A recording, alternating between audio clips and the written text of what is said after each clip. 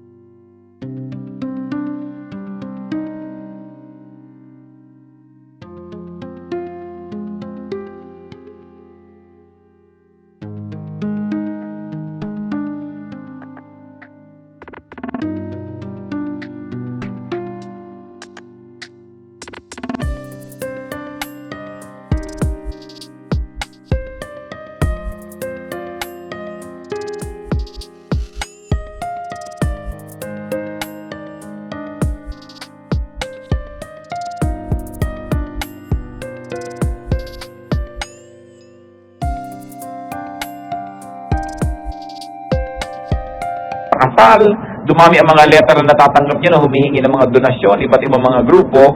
Kasi pag nagkakaroon ng dagdag na pera, may sumasaling dagdag na makikigastos. Mangangaral 5:11, habang lumalaki ang kayamanan, dumarami ang pangangailangan. So, noong araw, nakatira ka lang sa isang maliit na apartment dyan sa gitna ng city, tama na sa yung pamasahe mo. Pero nung nagkapera-pera, inambisyon mo naman syempre magkaroon ng bahay sa suburbs. So, bahay naman kasi ang layo-layo, so kailangan mo ilang kotse. At alam mo yung mga luma mong mga higaan at mga tiheras at mga folding bed ang ilagay mo sa iyong bagong bahay. So, bibili ka ngayon ng mga bagong kama na kailangan ng bagong cover, na kailangan ng bagong unan, at etc. etc. Hindi na mauubusan ng dahilan para gumastos. There will be more things to spend on. That's also one of the reasons. Technology will never let you stop spending. Because every week, there will be a new type of cell phone. Every week, there will be a new kind of computer. Hindi na mauubos ang pagkakagastahan ng tao. Nung araw, magkaroon ka lang ng isang plancha, minana mo pa sa lola mo, hanggang mamatay ka, yung pa rin ang plancha. Ngayon, palit na yun ang palit. May mga planchang umiilaw, may mga planchang lumalabas sa tubig, may mga planchang may lumalabas sigurong tinapay, kung nagugutom ka na. Hindi na matatapos yung iba't ibang plancha. Cellphone lang eh. May nakakita sa akin ng cellphone, paso ang humble-humble niya naman, ganyan cellphone mo. Bakit? Kasi hindi ko na kayo nakita nagpapalit. Eh, yung mother pa naman, ba't ko naman ito papalitan? Kasi yung mga tao, palit ng palit, alam mo, may bago. No? Kung ano-ano na ang hindi na uubos na pagkakagastahan ng tao. Consumerism will keep on making you spend more and more. And there will be more and more people to spend the money. Why? Because success, like wealth, has many relatives. Siyempre, pag matagumpay ka na, marami nang tinulungan kita noon, inalagaan kita, kahit isang araw ka lang naalagaan ng araw, parang siya rin nagpalaki sa'yo. Dahil isa ka na ngayon abogada, isa ka ng superstar, so maraming gusto makihati sa iyong mga kinikita. Money is never enough because wants are insatiable. Wants can never be fully satisfied. Needs can be met, but wants can never be satisfied. Hindi nauubos yung wants. Yung need, kailangan mo ng damit para hindi ka ginawin, para hindi ka tamaan ng araw, para hindi ka hubad-hubad na naglalakad sa mundong ibabaw. Pero pag na-meet na yung want na yon, needs na ang kasunod, kailangan color coordinated na yan, kailangan ganito na yan, kailangan, hahaba ang kwento, hindi na siya matatapos. Lucas 12:15, ang sinabi niya sa kanilang lahat, sabi ng Panginoong Jesus, mag-ingat kayo sa lahat ng uri ng kasakiman, sapagkat ang buhay ng tao ay wala sa dami ng kanyang kayamanan. Siyempre, kabaligtaran ang iniisip ng marami, kaya nga ito itinuro ng Panginoong Jesus. Akala ng marami, mas mapera, mas mabuti, mas maraming bagay, mas mabuti. Mas maraming sapatos, mas maraming kotse, mas maraming bahay, mas mabuti. Pero sabi niya, huwag kayong papanin lang sa ganyan. Hindi kayo nasusukat ng langit, at hindi rin kayo dapat sukatin ng tao sa dami ng inyong ari-arian. And very especially, you must never measure yourself by what and how many things you have in your life. Money is never enough because most of the time, money is in the hands of the greedy. The greedy and the foolish, of course, don't know when to stop gathering money. They don't know when enough is enough. And because most of the money is in the hands of the very wise and the very greedy, it will never be enough because a lot of people are deprived. Merong unequal distribution of wealth because so much wealth is in the hands of so few. Nabasa ko sa periodiko noong nakarang linggo, ang itinatapon daw na pagkain sa Amerika, sa Britain, at sa ibang mga country sa Europe, maging sa Japan, ay billion dollars ang halaga habang nagkakagutom ang tao. Nagkaroon ng mga pag-aaral ng mga basurahan sa tinatawag nating developed countries, yung tinatawag nilang first world. Halos kalahati ng mga basurang nakatapon doon hindi pa nabuksan. Mga hindi nabuksang delata, hindi nabuksang yogurt, hindi nabuksang kung ano-ano, natatapon. Kasi may mga pera sila na afford nila yan. In fact, there are many developed countries na para lang pababain halimbawa o kaya pataasin ang presyo ng kamatis, sisirain nila yung tuneto, nilalagdamin ng kamatis para huwag pumasok sa market at huwag bumagsak ang presyo. Nagtatapon sila ng alak, ng gatas, kung saan-saan, para lang price manipulation and price control. Hindi naman dapat nagugutom ang maraming tao. Kaya lang hawak ng iilan yung napakaraming resources ng planeta. Mangangaral 4-8 tungkol sa isang taong hindi marunong. May isang taong walang tigil sa pagtatrabaho. Wala siyang kasiyahan, ni hindi niya itinatanong sa sarili kung kanino mauuwi ang kanyang pinagpapaguran. Isang uri din daw ito ng kahangalan. Trabaho ka ng trabaho, wala ka nang na-enjoy sa buhay, nagasgas ka na, you squander your health and your youth just to make money, and then later on, when you're very old, you have to squander all the wealth you made just to be healthy again. Kasi hindi marunong tumigil. There is an even distribution of wealth. So, this money in the hands of people who are not wise will make it scarce in circulation. Nagmumukha tuloy konti. Money is never enough because of so much demand for it. Everybody wants money. And everybody wants tons of money. You know the law of supply and demand, no? So nagiging mahal yung hinahabol ng marami. Manangaral 10-11, ang pagkain ay nagdudulot ng kasiyahan at nagpapasaya sa buhay ang inumin. Ito'y mamibiling lahat ng salapi. So isang observation ni Solomon dito sa kanya, Ecclesiastes 10:19, money is the answer to everything. Because people and the civilizations had become so materialistic and so monetized, ang lahat ngayon nabibili ng pera. So ang tao ngayon gusto magkaroon ng pera para magkaroon siya ng kapangyarihan because money is power because you can buy services and goods. Halos ngayon ay hindi na uso yung barter, hindi na uso yung tinulungan kita kahapon, tulungan mo kayo ngayon. Hindi, tinulungan kita kahapon, bayaran mo ko. Kung tutulungan mo ko ngayon, hindi ba bayaran kita kung may pambayad ako? Lahat sinukat na sa pera. Kaya ngayon, lagi nagiging kulang ang pera. No? Jesus challenged that prevalent notion na ang lahat dapat pera-pera. Sa Lucas 10:4, anong sabi niya sa mga disipulo niya na mga ngaral sa bayan-bayan? Huwag kayo magdala ng lalagyan ng pera. Huwag kayo magdala ng wallet. For Jesus, money is not the currency. The currency for Jesus is service, is love. Sabi niya, maglingkod kayo sa mga tao at papakainin nila kayo. Patitirahin nila kayo sa kanilang mga tahanan, kanilang iintindihin ang inyong mga pangangailangan. So sa kanya, walang kailangan pera. Mag-serve ka dyan, at nagiging duty naman ngayon at pleasure ng mga pinaglingkuran mo, napakainin ka rin, bigyan ka ng mga kailangan mo sa buhay.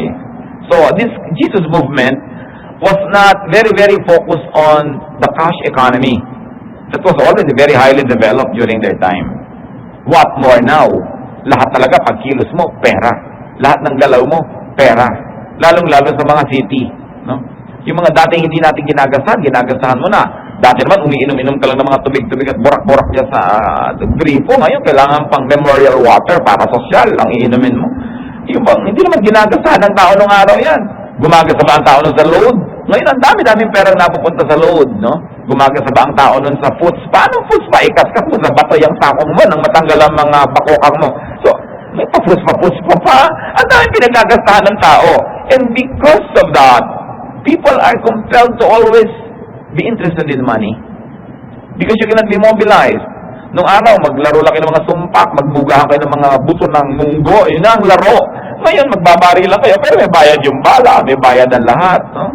Yung halos lahat ng laro may bayad. Nung araw, gagawa ka lang ng mga laruan, mga dahon, papaikot-ikutin mo, mga gagamba, paglalabanin mo yung mga gagamba.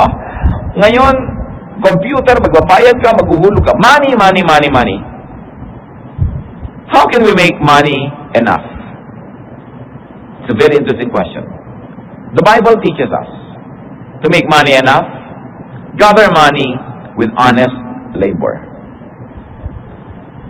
Pagka malinis ang kalooban, ang pamamaraan ng naghahanap buhay, na paghihimalaan niya ng Diyos na yung pera niya nagkakasya. Pero kung masama ang mga pamamaraan, kung magkagastos din yan, limpak-limpak na gastos, no?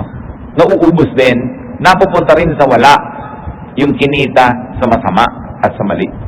Kawikaan 13:11, ang kayamanang tinamo sa daya ay madaling nawawala.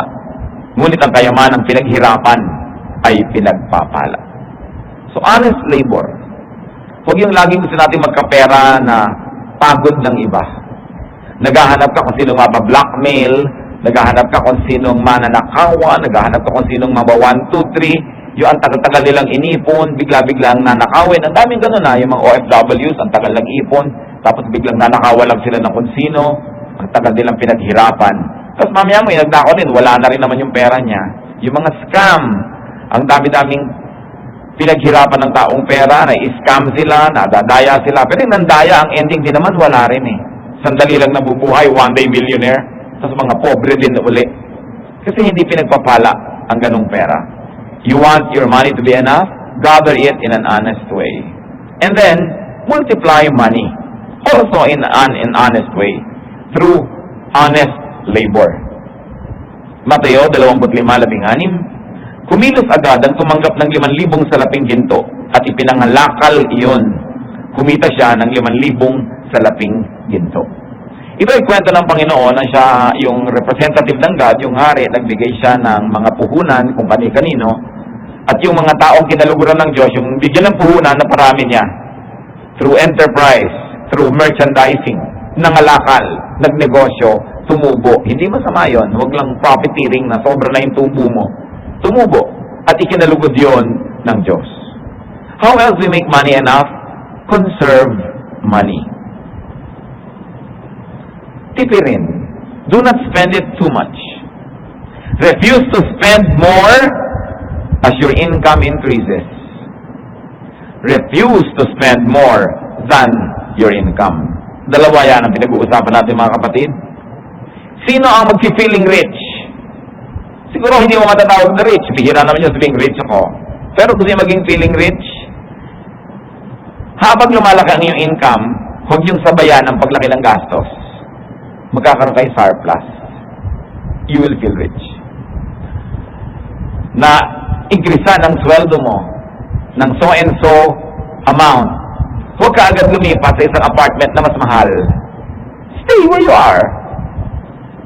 Same expense, more income, you will feel rich. And you will have a surplus. Nagkaroon ka ng asawang nagtrabaho abroad, ililipat mo agad ang anak mo sa pinaka-exclusive school, no? Ang mamahal. Hindi ka magiging feeling rich noon. Kasi lagi ka nag-aalala, kasi gahol na gahol, ubos na ubos. Hindi kasi dapat hinahabol ng gastos yung income. At ang tendency na iba, wow, lumaki ng income natin, lalakihan na natin ating gastos. Kaya yun ang lagi kang maghahabol. Huwag sabayan, at lalong-lalo naman, huwag lampasan ng gastos ang income. At related yung number 4 natin na how to make money enough. Do not make money follow your wants. Huwag pasunurin ang pera sa mga luho at kapritsyo mo. It is important for us to control and curb our wants. Moderate greed, and you will have enough money. Moderate greed, and you will feel like you have enough money. Sa unang Timoteo 6, 8 hanggang 9, kaya nga dapat na tayong masyahan kung tayo may kinakain at isinusuot. Ang mga nagnanasang yumaman ay nahuhulog sa tukso at nasisilo sa bitag ng masasamang hangaring magtutulak sa kanila sa kamatayan at kapahamakan. One great way, brothers and sisters, to have enough money, to make money enough, is to spend less than you earn. Napakasimple nun. Spend less than you earn. Huwag sabayan, lalo namang huwag unahan ang income. Several notches lower is great. No? Sabi sa unang Timoteo 6:6, kung sa bagay, malaki nga ang mapapakinabang sa relihiyon kung ang tao ay marunong masyahan. So, nagsishopping kayo, mga kapatid. May pang-shopping naman kayo, mabuti. Buy something less than you can afford. You can afford a 5,000 bag. 5,000 peso bag. Ba, pag bumili ka ng 1,000, may 4,000 kang extra. Feeling rich ka nun. Pero kaysa meron kang biniling 5,000 bag, yun lang palang pera mo. Alam mo, okay lang bumili ka ng 5,000 bag kung may 100,000 ka pa natira. Pero pagkatapos ng ubus na, hindi ka nakakain, hindi ka na magme-merienda, hindi na kayo mag-electric fan sa bahay dahil mag-itipid kayo sa kuryente dahil may bag kang tingin 5,000. Ano ka sila? Pag mauubusin yung pera mo sagad na sagad, may pambili ka ng kotse, may budget ka, 1 million. May mabibili ka ng 600, ibili mo yung 600, may 400 kang extra. Feeling rich. Huwag mo lang ipapamalita sa mga kamag-anak mo. Dahil lulusubin nila yung natipid mo. Diba? Meron ka pambili ng bahay, pwede kayong maghulog ng bahay, hulugan. Meron kayong kinikita ngayon, palagay nyo, 2 taon, 3 taon pa, mahuhulugan nyo to. Ba't nyo sasagarin yung budget nyo sa ang laki-laki? Bibili kayo ng less, meron kayong sobra. Pwede kang bumili ng iPad na tigay 18,000, pero binili mo nila yung tig for 4. Meron ka natira na 14,000, ayaw mo nun. Ganon din yung tunog nun. Lalo inaanto ka na, pareho na rin yun. Makakapagbakasyon kayo, abroad pa, laki-laking halaga, pumunta ka sa Bohol, may natipid ka, maganda pa, feeling rich ka. In other words, nagkakaintindihan tayo mga kapatid. Maraming mga tao, kapos, kasi may income sila, hindi natin sabing wala. Pero sinasabayan nila, wala natitira. You don't feel rich. Even you live in a big house, you feel miserable because every month you have to pay so much. Even you have a very expensive watch, you feel miserable dahil wala nang natira na pampalakas mo ng loob. Alam nyo, napakalakas magpalo. Karas ng loob, yung pera nandiyan lang sa kahon.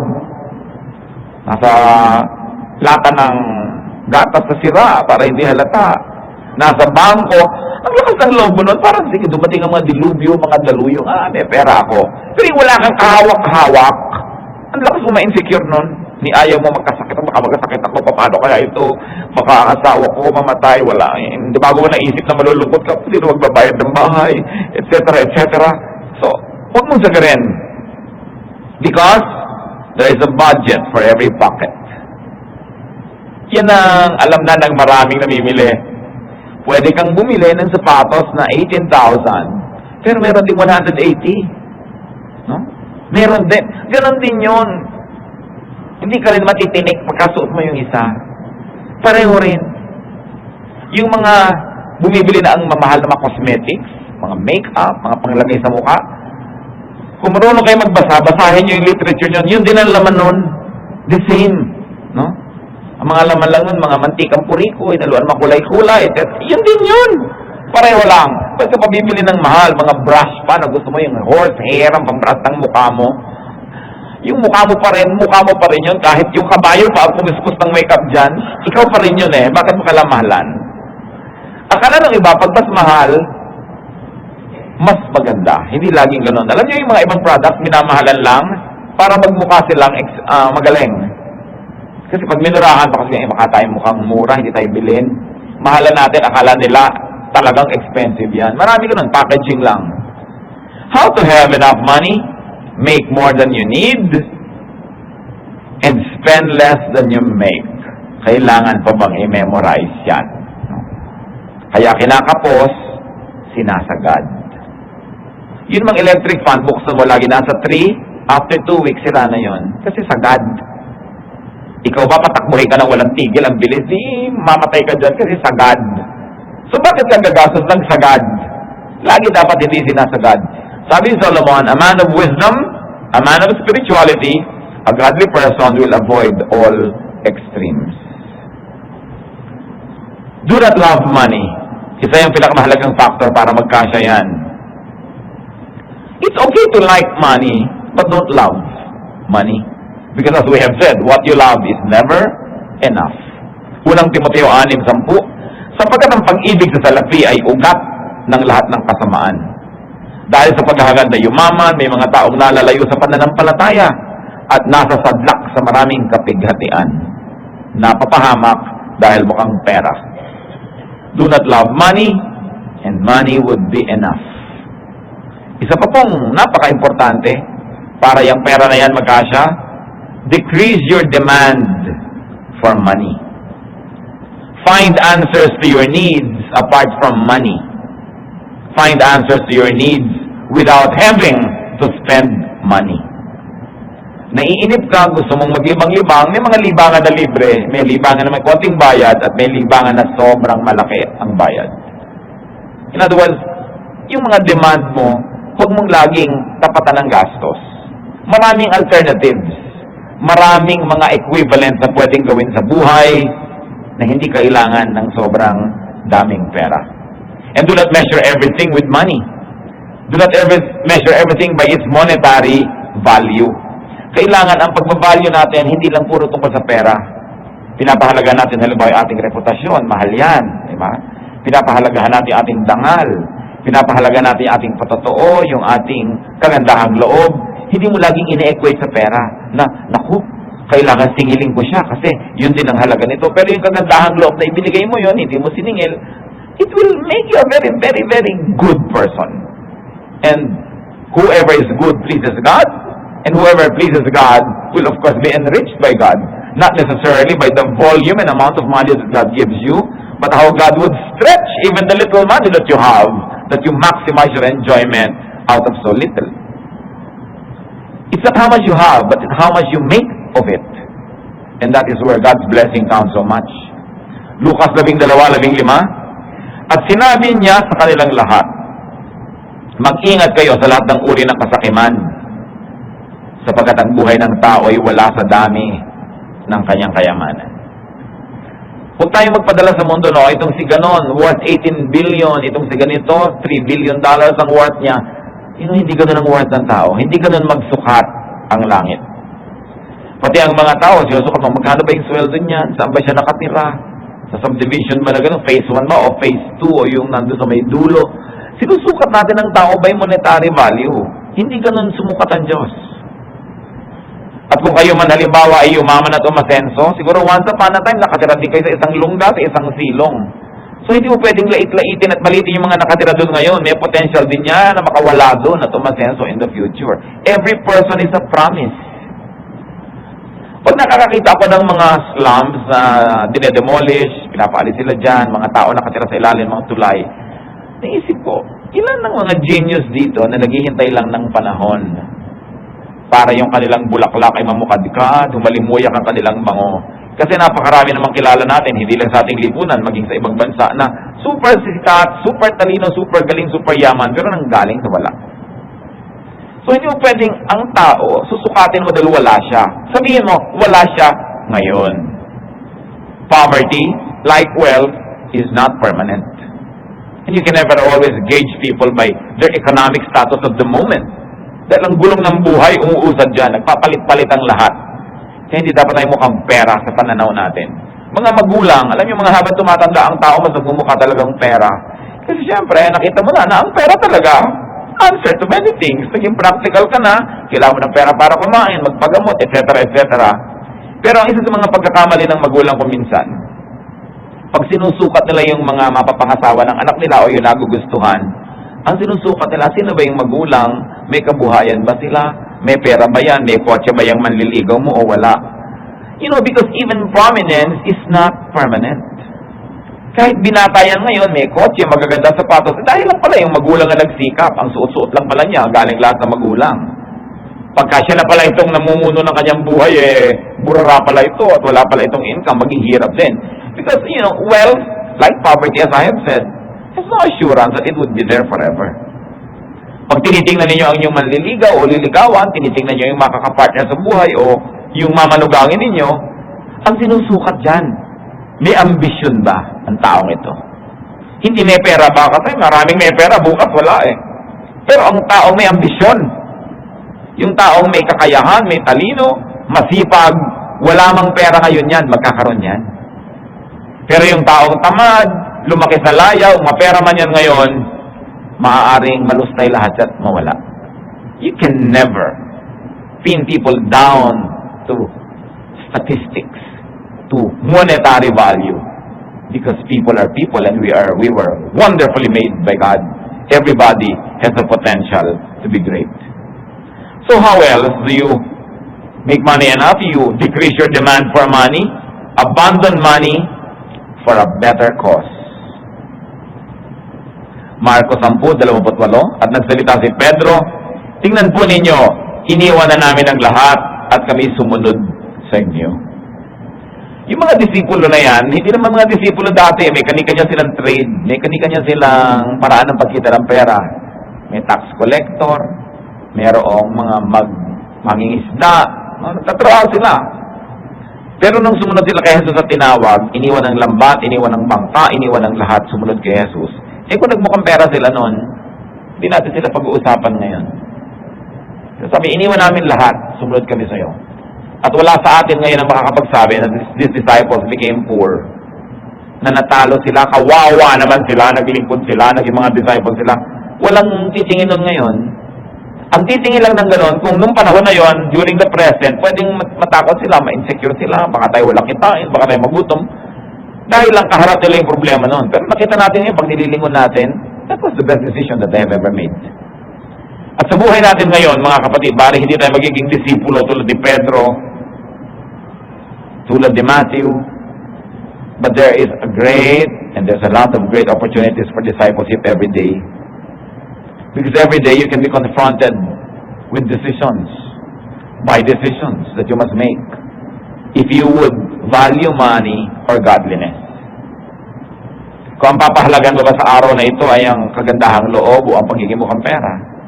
Ang papahalagahan mo ba ay ang paglilingkod sa Diyos o ang pagkita lang ng pera para lang sa sarili? Pagkamat yung pagkita, hindi masama. Pero kung pipili ka, may pinipili ka, hindi lang yung pera. Lalo pa nga, ang dami mong isinakripisyo sa iyong espiritu, sa iyong emosyon, sa iyong kalooban, patan. Sa ibang bagay na praktikal at mahusay, makiayon, pero pinipili mo. You engage the world and you're selective in obeying the urges of this world. There's another way to decrease your demand for money. Give money away. One of the best ways to increase money is to give it away. You may not increase the money inside your pocket, but you increase the money in circulation, it will be good for the economy. No? And it will be good for many people. Katulad lamang din sa Zacchaeus, isang chief tax collector, yumaman ng yumaman, presumably sa pandaraya sa mga binubuisan. Nung siya ay nakapanayam ni Jesus, anong nangyari? Nagkaroon ng pagbabagong loob.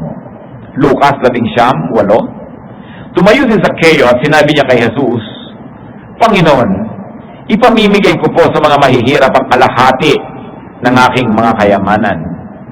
At kung ako'y may nadayang sinuman, isasauli ko ito sa kanya ng maka-4 na beses. Walang magsasabi sa ating kawawa naman si Zacchaeus, wrong decision. Hanggang ngayon nga, pinag-uusapan ba natin siya? Kaya alam nyo mahalaga sa pagde-decide, mga kapatid, meron tayong eternity mindset. Na yung mahalaga, hindi lang yung mahalaga ngayon. Yung ano ba yung mahalaga 5,000 years from now, 10,000 years from now? Ano ba yung mahalaga sa langit? Hindi lang yung mahalaga dito, mahalaga sa tindahan, mahalaga sa cashier. Hindi natin nililimit kung anong mahalaga sa oras, sa panahon, sa lugar. That we have an eternity mindset and we measure many things through the measurements of eternity. So, there are people who have a lot of money but they have to unload to be free because money had become their slave. Whenever possible, trade money for other, for heavenly, or for spiritual currency na dapat mong gawin. Ipagbili mo yung mga ari-arian at ibigay mo sa mga mahihirap ang pinagbilhan. At magkakaroon ka ng kayamanan sa langit.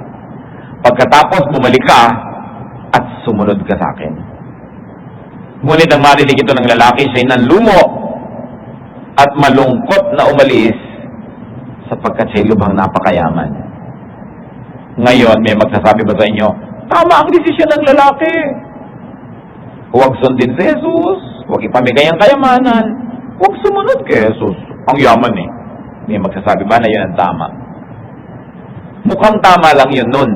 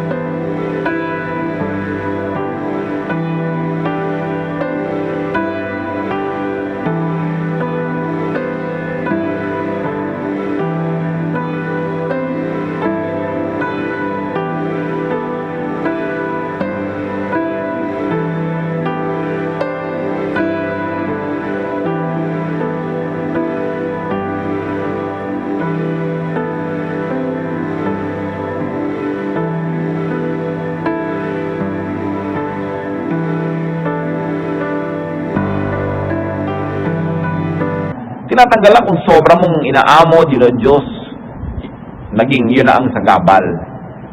Akala ng marami sa atin, ay, hindi ako yun, hindi ko Diyos ang pera. Mag-isip-isip tayo. Kasi sa maliliit na bagay, malalaman natin kung Diyos ba natin yan o hindi. Sinusunod ba natin yung makaturuan, kabutihan, kagandahang loob, oo. Mahal din yan. Pera din yan. Doon mo malalaman kung masunurin nga ba tayo. So, paano pagkakasyahin? Paano pa sasobrahin ang pera? Change your attitude about money. You don't need a change of figures at the bottom line. Ang kailangan natin, hindi pagbabago ng mga number na nasa bank account natin para siya dumami. Ang kailangan, magbago tayo ng pananaw tungkol dyan. Change your attitude about money. Need it less. Do not be eaten up by consumerism.